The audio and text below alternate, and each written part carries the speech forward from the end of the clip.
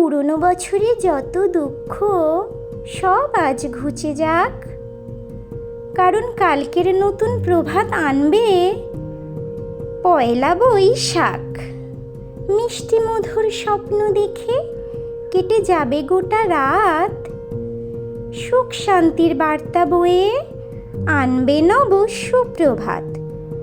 দিন শুরু হোক ভগবানের চরণে ভক্তি নিবেদন করে, এক মনে সবে ডাকব ঈশ্বরকে বড়ই নিষ্ঠা ভরে।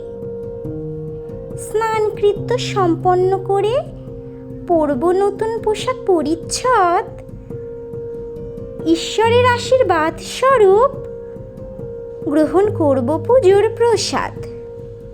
সকলের জন্য শুভকামনা রইল ঈশ্বরের কাছে, সবাই যেন সুস্থভাবে পরমানন্দে বাঁচে। নমস্কার।